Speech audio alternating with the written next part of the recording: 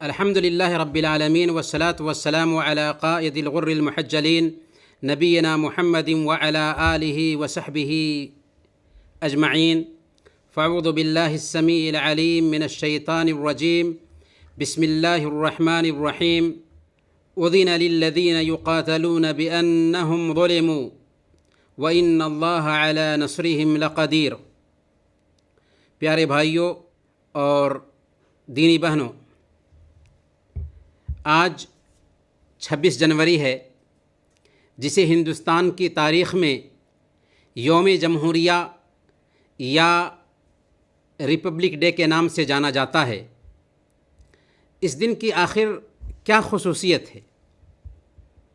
جی ہاں، جب ہمارا ملک آزاد ہوا تو ہمارے ملک کے قومی لیڈران نے طے کیا تھا کہ اپنے ملک کو جمہوری ملک بنائیں گے، جہاں ہر مذہب کے ماننے والے آزاد ہوں گے، ہر برادری کے لوگ امن اور سکون سے جئیں گے، جہاں رنگ اور نسل کا بھید بھاؤ نہیں ہوگا۔ چنانچہ آزادی کے بعد ہندوستان کے سرماؤں نے ایک کمیٹی بنائی، جس کے ہیڈ ڈاکٹر بھیم راؤ امبیڈکر بنائے گئے۔ چنانچہ ڈاکٹر امبیڈکر نے تقریباً 3 سال کی مدت میں بھارت کو ایک قانون دیا، ایک سنویدھان دیا، جسے 26 جنوری 1950 میں لاگو کیا گیا۔ بھارت کا یہ جمہوری نظام پوری دنیا میں شہرت رکھتا ہے، اور واقعی دنیا نے بھارت کے اس سنویدھان اور جمہوری نظام کو تسلیم کیا تھا، جس میں سب برادری اور مذہب کے ماننے والوں کو پورا حق دیا گیا ہے۔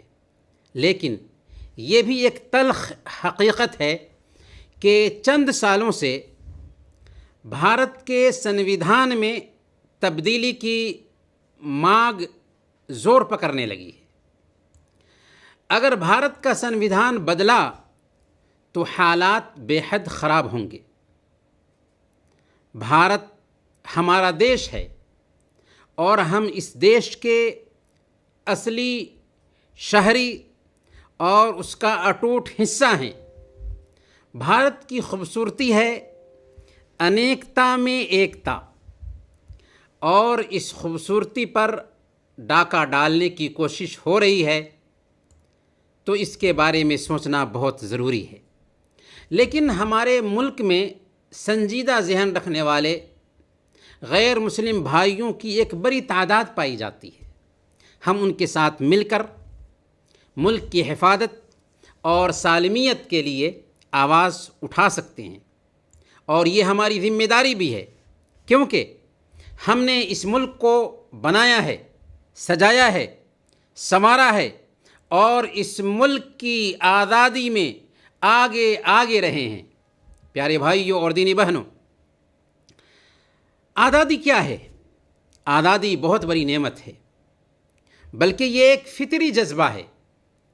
دنیا میں انسان تو کیا، ساری جاندار مخلوقات آزاد رہنا پسند کرتی ہیں۔ شیر اور ہاتھی کی بات تو چھوڑیے، چھوٹی سی چھوٹی مخلوق چیونٹی اور مکھی تک کو اگر آپ قید کریں گے تو احتجاج شروع کر دیں گے اور اپنے آپ کو آزاد کرانا چاہیں گے، جبکہ انسان تو اشرف المخلوقات ہے۔ اس کی فطرت میں آزادی ہے، اس کے نیچر میں آزادی ہے۔ یہاں تک کہ ایک دودھ پیتے بچے کو اگر آپ کچھ پابند کرنا چاہیں گے تو چلانے لگے گا۔ اس کا چلانا دراصل یہ پیغام دیتا ہے کہ وہ آزاد رہنا چاہتا ہے۔ اس میں خاموش پیغام ہے آزادی کا۔ معمولی جیل کی زندگی میں رہنے والوں کو دیکھ لیجئے، خود ہم لوگ آئی پی سی سے ہفتہ میں ایک بار جیل کا وزٹ کرتے ہیں۔ ہم دیکھتے ہیں کہ وہاں جیل میں جن لوگوں کو رکھا گیا ہے انہیں 3 ٹائم کھانا ملتا ہے، سونے کے لیے آرام دہ جگہ ہے، اپنی زبان کے لوگوں کے بیچ ہی وہ رہتے ہیں، لیکن اس کے باوجود وہ ٹینشن سے بھرے ہوئے ہوتے ہیں۔ آخر کیوں؟ صرف اس لیے کہ انہیں آزادی حاصل نہیں ہے۔ اس سے ہم آزادی کی نعمت اور آزادی کی قدر کو سمجھ سکتے ہیں۔ اسلام چونکہ نیچر سے لگتا ہوا دین ہے، فطرت سے لگتا ہوا دین ہے، اس لیے اسلام آزادی کو انسان کا بنیادی حق مانتا ہے۔ انسان آزاد پیدا ہوا ہے، اس لیے اس کی آزادی کو چیلنج نہیں کیا جا سکتا۔ عمر فاروق رضی اللہ تعالیٰ عنہ کے اس تاریخی جملہ کو یاد کیجئے، متى استعبدتم الناس وقد ولدتهم امہاتهم احرارا، آخر تم نے لوگوں کو کب غلام بنا لیا حالانکہ ان کی ماں نے انہیں آزاد پیدا کیا تھا۔ اسلام میں توحید کا تصور ہے۔ توحید کا تصور اصل میں آزادی کا پیغام ہے، آزادی کا پروانہ ہے، یعنی ہم ایک رب کے غلام بن جائیں، ہر طرح کی غلامی سے آزاد ہو جائیں گے۔ اسلام صرف یہی کہتا ہے کہ ایک رب کے غلام بن جاؤ، ہر طرح کی غلامی سے آزاد ہو جاؤ گے۔ یہی پیغام تھا مسلمانوں کا۔ جہاں بھی مسلمان گئے انسانوں کو آزادی کا یہی پیغام سنایا تھا۔ شاہ ایران کے بادشاہ رستم کے دربار میں حضرت ربعی بن عامر رضی اللہ تعالیٰ عنہ نے آزادی کا یہی پیغام دیا تھا۔ کیا کہا تھا حضرت ربعی بن عامر نے؟ اللہ ابتعثنا لنخرج من شاء من عبادت العباد الى عبادت اللہ، ہمیں اللہ نے اس لیے بھیجا ہے تاکہ ہم انسانوں کو انسان کی پوجا سے نکال کر رب کی پوجا، اللہ کی پوجا کی طرف لے کر جائیں۔ رب کی غلامی ایسی پاکیزہ غلامی ہے کہ یہ غلامی ہزار غلامیوں سے نجات دیتی ہے۔ وہ ایک سجدہ جسے تو گراں سمجھتا ہے، وہ ایک سجدہ جسے تو گراں سمجھتا ہے، ہزار سجدوں سے دیتا ہے آدمی کو نجات۔ اسلام اس حوالے سے دوسرا تصور یہ دیتا ہے کہ سارے انسان آدم اور حوا علیہم السلام کی اولاد ہیں، اس لیے لوگوں کے بیچ نسل اور رنگ کا بھید بھاؤ نہیں ہو سکتا۔ ان اکرمکم عند اللہ اتقاکم، دیکھو الگ الگ جاتیوں میں بٹے ہو، لیکن اللہ کی نظر میں تم میں سب سے بہتر وہ ہے جو اللہ کا سب سے زیادہ ڈر رکھنے والا ہے۔ اس تصور نے پاپائیت کی سوچ کو خاک میں ملا دیا۔ اس تصور نے برہمنیت کو زمین بوس کر دیا۔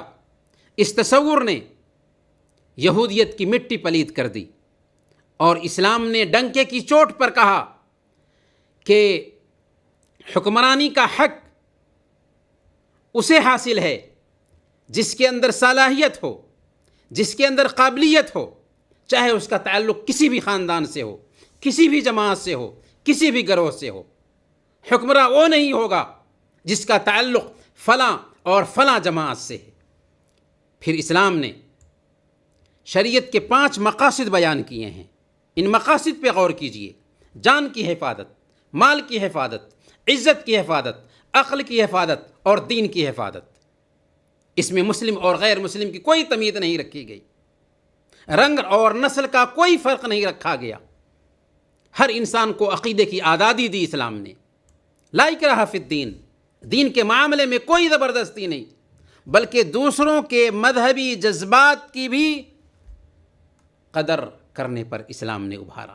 چنانچہ قرآن نے کہا لا تسبوا الذین یدعون من دون اللہ، کہ جو لوگ اللہ کے علاوہ دوسروں کی پوجا کرتے ہیں انہیں برا بھلا مت کہو۔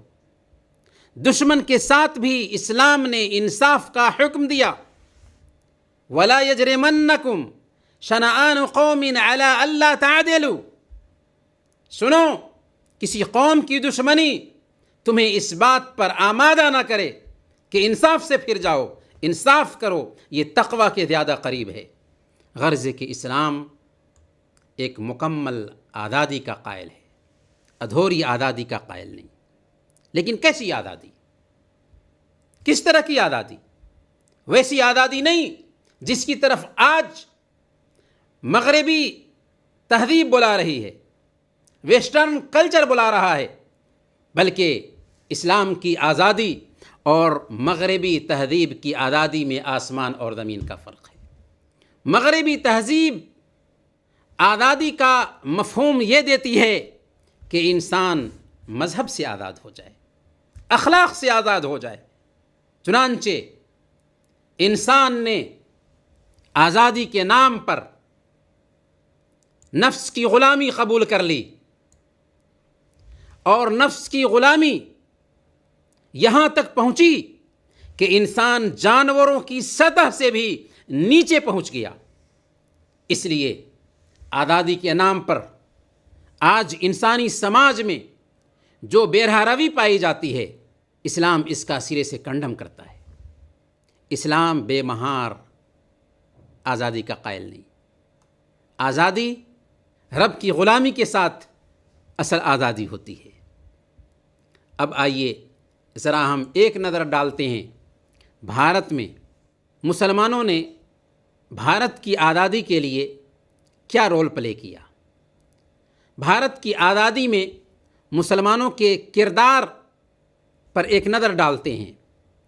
ہمارا ملک بھارت تقریباً 2.5 صدیوں تک انگریزوں کے قبضے میں رہا۔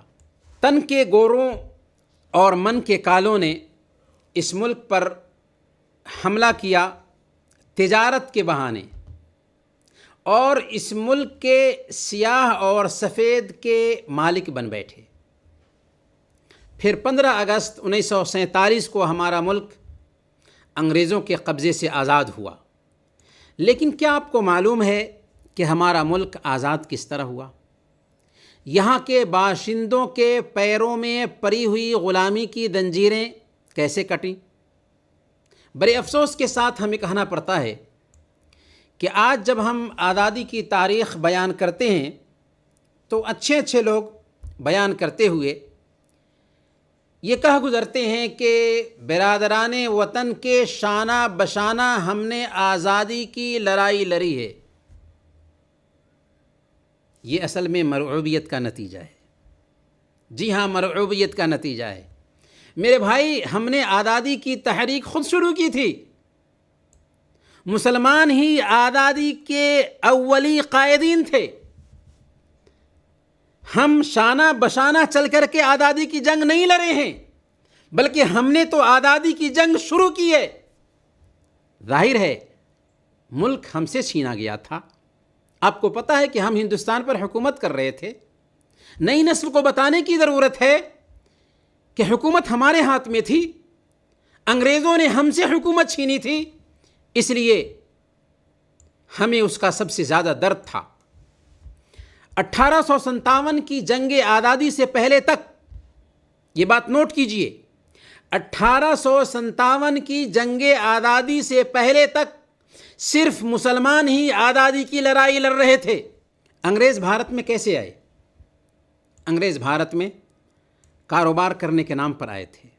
ایسٹ انڈیا کمپنی کی بنیاد رکھی تھی، جس کے ذریعہ انگریزوں نے اپنا حلقہ وسیع کرنا شروع کر دیا۔ سب سے پہلے انگریزوں سے نواب سراج الدولہ کے نانا علی وردی خان نے جنگ کیا۔ یہ یعنی علی وردی خان بنگال کے نواب تھے۔ اس کے بعد خود سراج الدولہ اس جنگ کی کمان سنبھالتے ہیں، لیکن ان کو شکست کا منہ دیکھنا پڑا اور 1757 میں قتل کر دیے گئے۔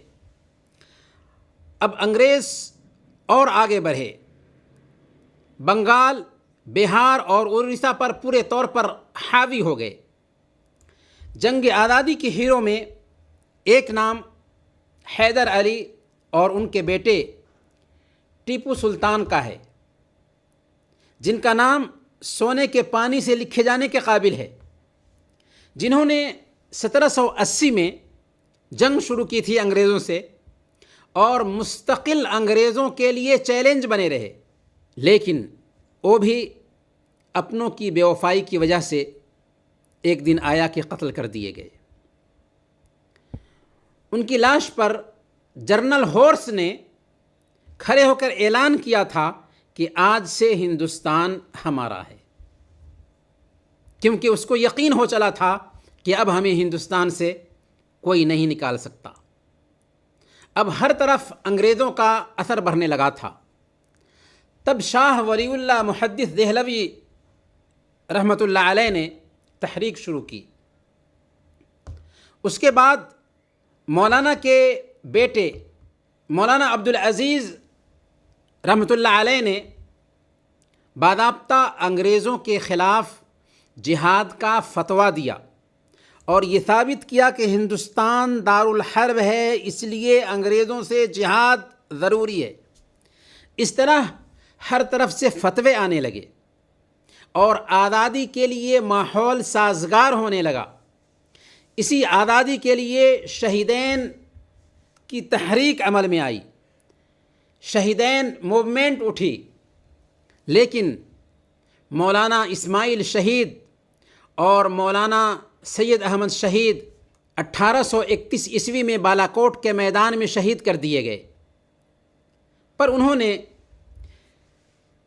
اس تحریک میں جان ڈال دی تھی، گویا کہ وہ یہ کہتے ہوئے رخصت ہوئے تھے کہ ہمارے بعد یہ خون شہیداں رنگ لائے گا، یہی سرخی بنے گی، زیب عنواں ہم نہیں ہوں گے۔ خاندان صادق پور پٹنہ نے آزادی کا جھنڈا اٹھا لیا اور ایسے اٹھایا کہ پورے طور پر جم گئے۔ مولانا ولایت علی اور مولانا عنایت علی اور دوسرے خاندان صادق پور کے جیالے انتھک کوشش کرتے رہے، مختلف جنگی کارنامے انجام دیے، جن میں 1857 کی تحریک آزادی بھی ہے۔ آزادی کے ان متوالوں نے اپنی جانوں کا نذرانہ پیش کیا، کالا پانی کی سزائیں برداشت کی، بھوک لگنے پر ایسی روٹیاں کھائیں جس کے 4 حصوں میں سے 3 حصے مٹی کی ہوا کرتے تھے، مٹی کے۔ پیاس لگنے پر پیشاب کے قطروں سے اپنی پیاس بجھانے پر مجبور ہوئے۔ جی ہاں، یہ آزادی جو ہمیں ملی فری میں نہیں مل گئی، بلکہ ہم نے اس ملک کے لیے اپنا تن من دھن سب کچھ قربان کیا۔ ہمارے علماء نے پھانسی کے پھندوں کو ہنس کر کے مسکراتے ہوئے چوم لیا۔ تاریخ بتاتی ہے کہ 5 لاکھ سے زیادہ علماء کرام جنگ آزادی میں شہید کر دیے گئے۔ آزادی کی جنگ جاری رہی یہاں تک کہ 1919 میں تحریک خلافت عمل میں آئی، جس کے بانی مولانا محمد علی جوہر تھے، اور اس تحریک کے ذریعہ ہندو مسلم اتحاد عمل میں آیا، ہندو مسلم یونٹی قائم ہوئی۔ گاندھی جی ملک کے کونے کونے میں اس تحریک کے زیر اثر دورہ کرنے لگے، اور خود گاندھی جی نے 1920 میں مولانا ابوالکلام آزاد کے ساتھ مل کر ترک موالات یعنی نان کوآپریشن تحریک شروع کی، جس کا مقصد یہ تھا کہ انگریزوں کا کسی بھی کام میں تعاون نہیں کرنا ہے، انگریزوں کا بائیکاٹ کرنا ہے، یہی حل ہے انگریزوں سے آزادی لینے کے لیے۔ اور واقعی ترک موالات کی یہ تحریک بہت مفید ثابت ہوئی۔ پھر 1942 میں ہندوستان چھوڑو تحریک چلائی گئی اور یہ تحریک چلتی رہی اور بہت ساری تحریکیں اس بیچ میں عمل میں آئیں، یہاں تک کہ 15 اگست 1947 میں انگریزوں کو ہندوستان چھوڑنا پڑا۔ رمضان کا مہینہ تھا اور 27ویں کی تاریخ تھی۔ پتا پتا، بوٹا بوٹا، حال ہمارا جانے ہے، جانے نہ جانے، گل ہی نہ جانے، باغ تو سارا جانے ہے۔ آزادی کے بعد کا اب میں آپ کو ایک واقعہ سنانا چاہوں گا، خاندان صادق پور کا واقعہ ہے۔ خاندان صادق پور کے آخری چشم و چراغ مولانا عبدالخبیر صاحب ہیں۔ مولانا عبدالسمیع جعفری رحمۃ اللہ علیہ کے والد محترم، آزادی کے بعد ہندوستان کے پہلے پردھان منتری پنڈت جواہر لال نہرو مولانا عبدالخبیر صاحب کے پاس حاضر ہوتے ہیں اور ان کے خاندان کی خدمات کا اعتراف کرتے ہوئے جواہر لال نہرو کہتے ہیں کہ اگر علماء صادق پور، ذرا نوٹ کیجئے گا، اگر علماء صادق پور کی قربانیاں ترازو کے ایک پلڑے میں رکھی جائیں اور دوسرے پلڑے میں ہندوستان کے لوگوں کی قربانیاں رکھ دی جائیں تو علماء صادق پور کی قربانیوں کا پلڑا بھاری پڑ جائے گا۔ جادو او جو سر چڑھ کر بولے۔ پھر انہوں نے اس بات کا اعتراف کرتے ہوئے یہ بھی کہا کہ ہم چاہتے ہیں کہ آپ کے خاندان کا اتنا بڑا کردار رہا ہندوستان کی آزادی میں، تو کوئی زرخیز زمین یا زمین کا کوئی حصہ آپ کے خاندان کے نام کر دیتے ہیں، یا کارخانہ یا فیکٹری وغیرہ آپ کے خاندان کو دے دیا جائے۔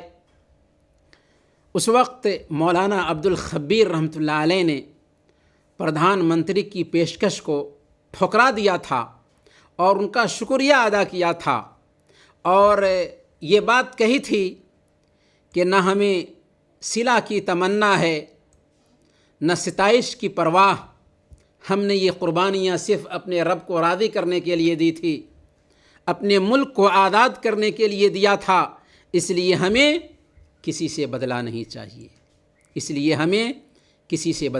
چاہیے۔ جب گلستان کو خون کی ضرورت پڑی، سب سے پہلے ہی گردن ہماری کٹی، پھر بھی کہتے ہیں ہم سے یہ اہل چمن، یہ چمن ہے ہمارا تمہارا نہیں۔ یہ واویلا وہ لوگ مچاتے ہیں جو انگریزوں کے وفادار تھے، جنہوں نے انگریزوں سے ساز باز کی تھی، اہل وطن کو دھوکہ دیا تھا، انگریزوں کی مخبری کی تھی، معافی نامہ لکھا تھا، آزادی کی تحریک سے پیچھے بھاگے تھے۔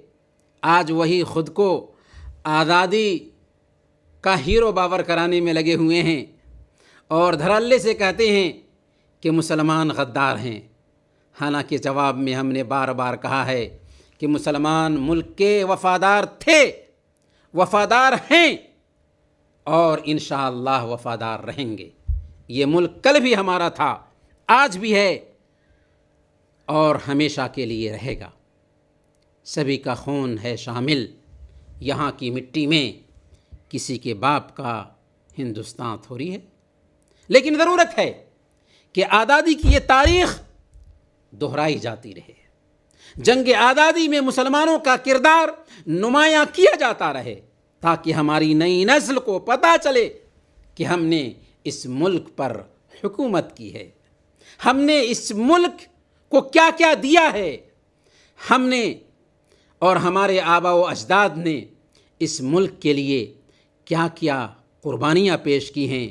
فارسی کا ایک خوبصورت شعر ہے، گاہے گاہے باز خاں این قصے پارینہ را، تازہ خواہی داشتن گرداغ ہائے سینہ را۔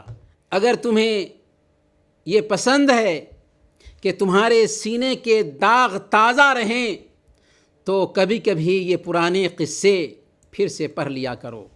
تو ان قصوں کو سنانے کی ضرورت ہے نئی نسل کو، تاکہ ہماری نئی نسل کو اپنی تاریخ یاد رہے۔